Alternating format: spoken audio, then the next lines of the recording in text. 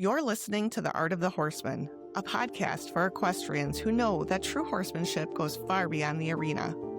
At the heart of this journey, horses teach us who we truly are, revealing what's possible when we let go of control, lead with love, and allow ourselves to be transformed from the inside out. Around here, horsemanship is lifemanship. And every conversation is a celebration of the ways horses help us grow into who we were meant to be.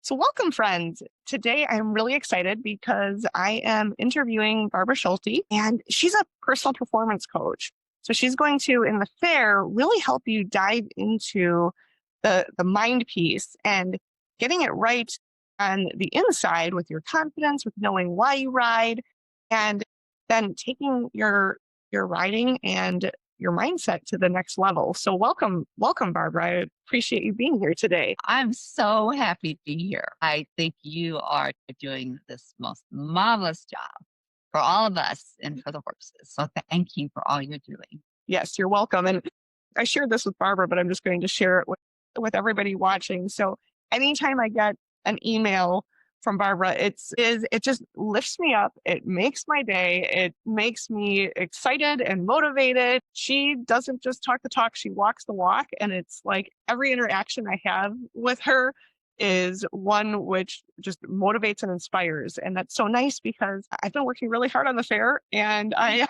tired some days. So some days I need that extra little pick me up. So thank you for that. I appreciate it. You're so well. You're Yeah. so well. Thank you for that too. So if you could just share a little bit about your journey or your story and kind of where you started and how things have evolved. Okay. I grew up in Southern Illinois on they call them farms in the Midwest with 400 to 500 horses. And it was our job. As kids, there were 5 of us. And my dad and my parents' business was to buy and sell horses.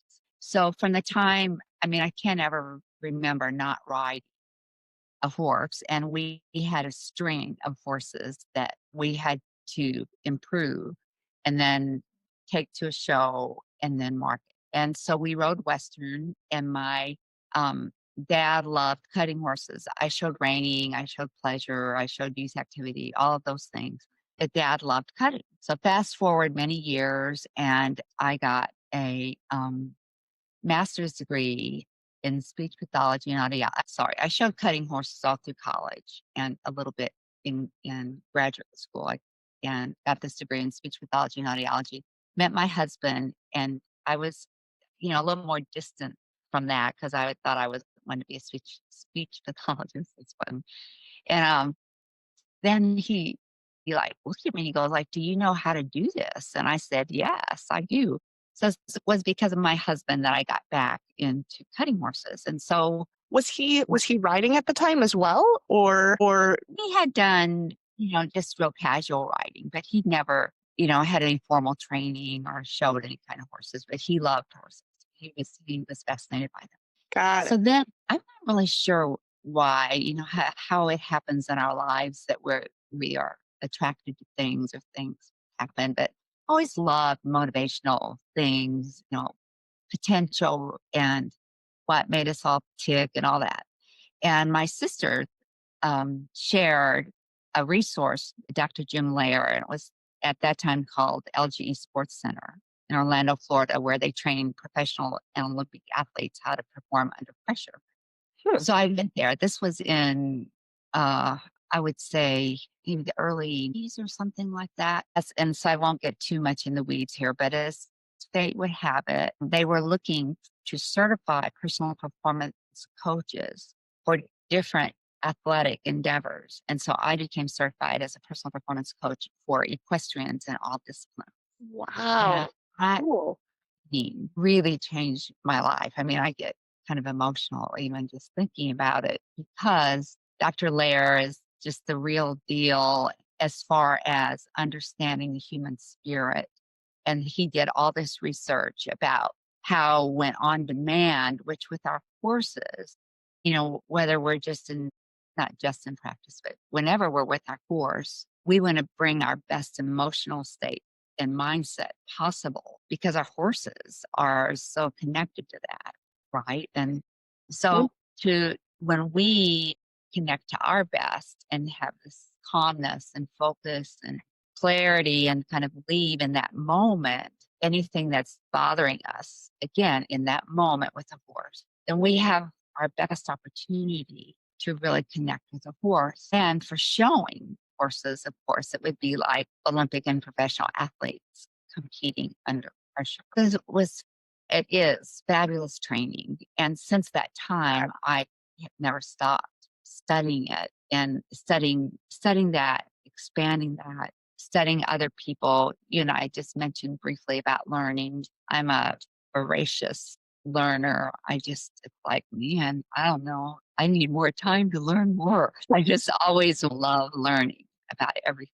And so the performer skills that I learned initially, again, are about this ability, whether it's being nervous or fearful or coming back from an accident or any of those kinds of things. It's that ability to understand the process and use very specific tools. Because sometimes people think of mental skills as being kind of like airy, and part of it certainly is inspiration that you can do it, no doubt.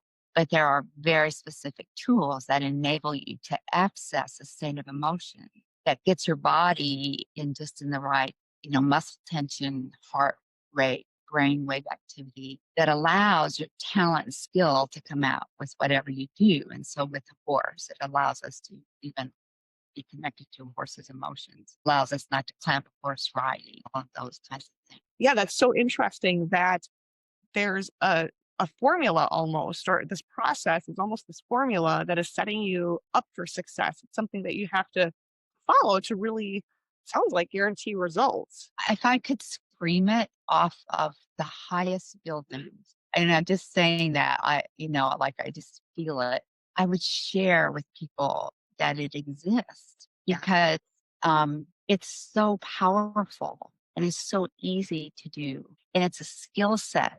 And sometimes we think that really confident people, really successful people have something that we don't have and that we're not going to get it. But the reality is that in terms of mental skills and performer skills, it's a very pretty really easy, straightforward set of skills to learn. The key is that you just have to understand and then you practice them and apply them. And of course, ideally get feedback about it. But it's so powerful because it's of the heart and it's a performance. And I can say that the concepts of it really helped me when our son passed away from cancer. And sometimes it's kind of like, do I want to say that or do I not want to say that? Because I know that that's hard for people to hear.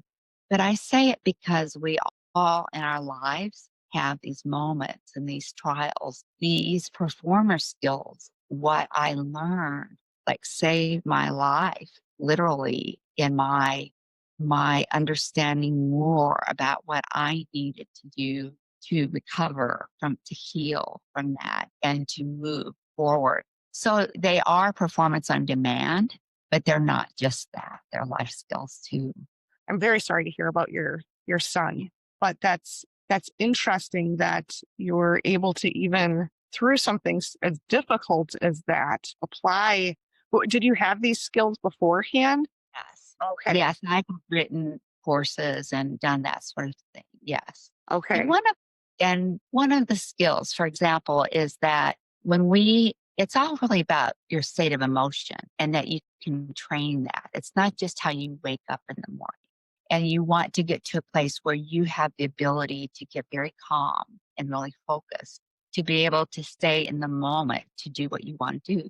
One of the concepts is that mind, body, and emotion are inseparable. Like if you do one thing with one, you it has an effect on the other. Well, in the personal performance, you're training emotions. That's what actors and actresses do every day when they're in films and that sort of thing. Well, so you use your body and you use your mind to get into a certain mindset, emotional set. Well, when you have an emotional, well, when you have a physical trauma, we can all relate to the fact that you have to rest. Like, say, if you break your leg or something, like you can't just run around the next day. But you see it as it's physical. Emotionally, you can't see it. But so I learned in my training that I had, for my optimum health and recovery, I really had to rest because emotion, physical, mind, body, emotion is the same. You just can't see emotion on the outside. So that really led me to being able to have a whole way to make sure that, that I rested and listened to what I was feeling and all that stuff. To learn from somebody like you that's been through it and really understands it like to their core, that's pretty helpful. I mean, there's so much more there that The horses feel that. And from the time I was a little girl on, I my parents didn't keep horses. They would buy and sell and trade horses. oh right. And our job was to improve the horses and help them market them. So it wasn't like I had a horse for 15 years. I never really had my own horse for very long. And so I loved horses, of course, and cherished them, but I never had, it's so interesting to me. Again, it's all really touching to me, or to think about it, is that it wasn't until after Zane's passing that all I wanted to do was go out and hug my horses. And that I began this whole journey of understanding beyond the arenas. My profession after graduate school was a professional cutting horse trainer. I spent 30 some years doing that. Loved it. Still cut, still love all of that. I did my personal discipline, but what am I trying to say? That's my personal discipline addiction is cutting and cattle. And so, but I just realized and continue to mine the importance of the value of the horse and heart and healing. So that was one of the gifts of my experience with our son. So a lot of my work now, it has expanded to, I talk a lot about confidence, with our horses, and there's a big personal performance piece to it. But then there's also what I call confidence within, which is that, like why does each rider ride? Because when we get sometimes in our little worlds, it becomes so important that we're, show the way other people show, or have the right horse or the right tack, or in a boarding barn, what do other riders think, or that sort of thing. Or, like we're expected sometimes that, or we think we should do something that we don't really want to do, or we don't understand that our joy and our experience with the horses is that day. I mean, we want to learn and we're striving and all of that, but it's not a judgment of if you're good enough or a good enough person or something. And so that whole area, I call that confidence within, which is just coming to your heart of what you love and being true to that, your values, your vision for your writing, what brings you joy, and how do you go about pursuing that and having the courage to pursue it. And then the other part is confidence with other people, because that's always was a thing, was a topic that kept coming up with my group on my website. Is this is the number one thing, what are people going to think of me? And so now the training I do called Core Confidence includes all three of those pieces. That really takes people through not only a process, but addresses all of those elements that I think either get glazed over, or some of them you just assume a person's just that way when maybe they've worked really hard at it. And but what it really brings you to is, that heart connection with the horse, and the true meaning behind why you're doing it. And how worthy each person's reason is. I mean, and how that doesn't have to be, blessed by anyone else, and what a rich reservoir of true joy and love exists there Right. for people to enjoy, and not have their joy be based on if they made a mistake, or, if they didn't quite measure up, or, Mm-hmm. Yeah, and I think that's a hard one that, riding for other people, what they're going to think and what the judge is going to think, or riding for the next competition instead of riding for today and you and your horse in that moment that you're in. And I love Yeah. how accepting you are of the fact that this is so personal. It's so individual, and it's so much between you and your horse and where you're at, and the rest of it doesn't matter, because if you can find that, then the path is just going to kind of lay itself out in front of you, and it's going to be a joyous one. It has true meaning to you. Exactly. I think seeking really the best technical skill instruction that you can seek.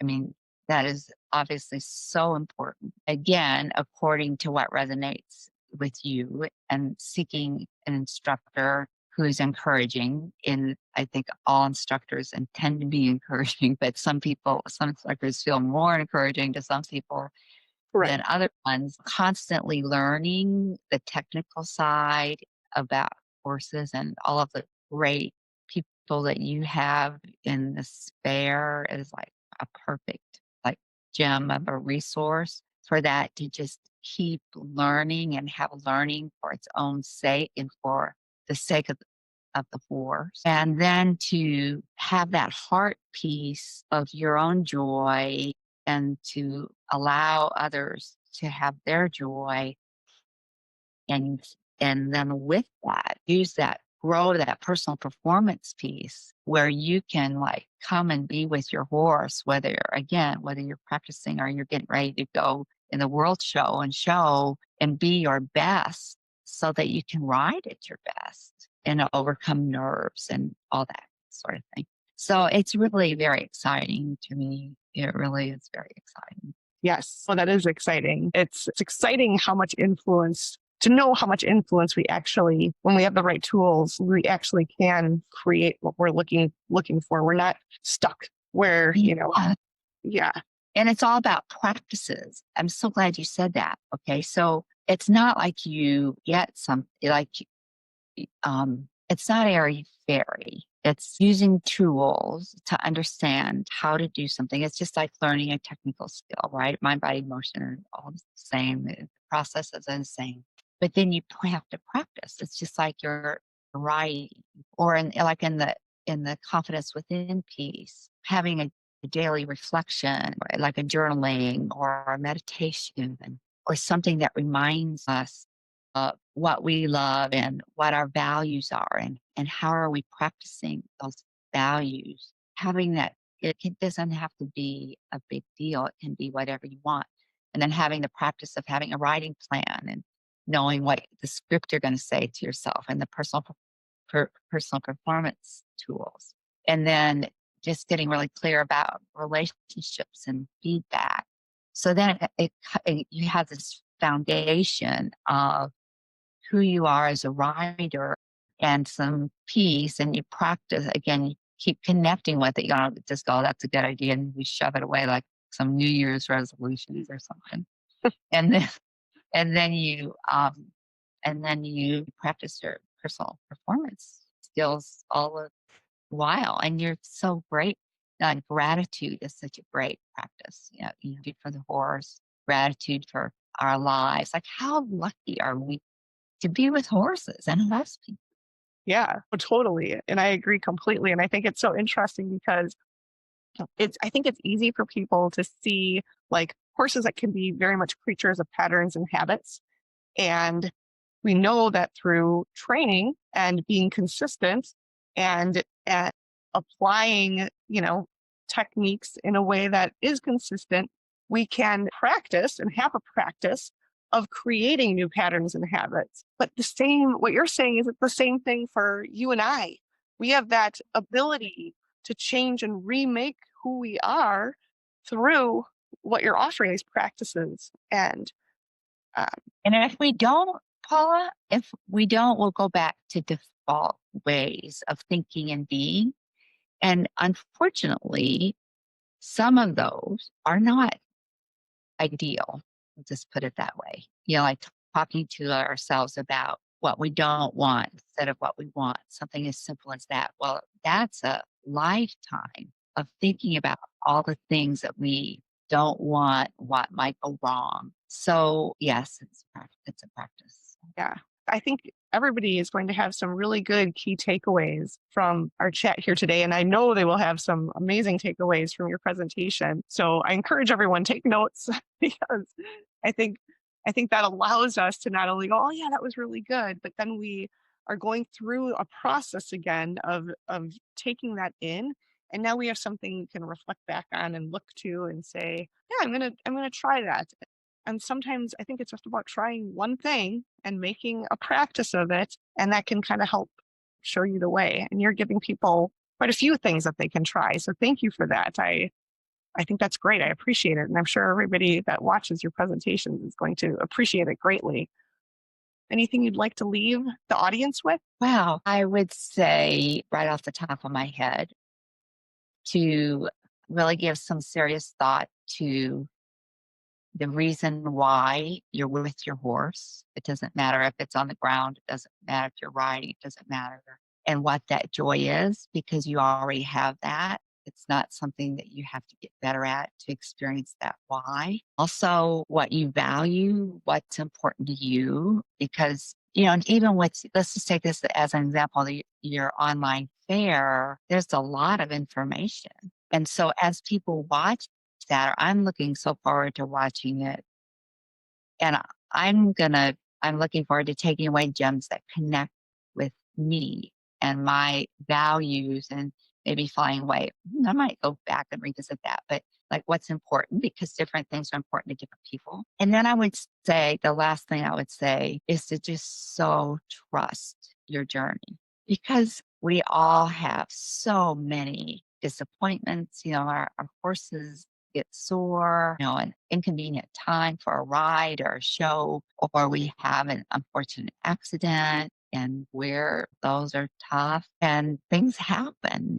And there's always a gift in the misfortune. And I personally, one of my values is that for every misfortune and every inconvenience, every heartache, that there's an equal to a greater gift that's in that, but we have to be open to it. And I think that begins with trusting our journey. So just that simple, like trust and willingness to be open and learn and see what comes our way makes it exciting. That does make it exciting. I think that's a great way to leave it. So thank you. Thank you. Thank you, Paula. Thank you for inviting me. I'm just so honored to be among all these fabulous people. Thank you. Really great people. Well, you're welcome. And we appreciate having you a part of it. Thanks for riding along with us. If you're finding these conversations meaningful, leave us a quick review and help bring more of this work into the world. If you'd like to take it deeper, head on over to becauseofthehorse.net. Grab a ticket to our free online horse fair or check out our other learning paths and resources. Because of the Horse, I believe in better people, better horses, and a better world.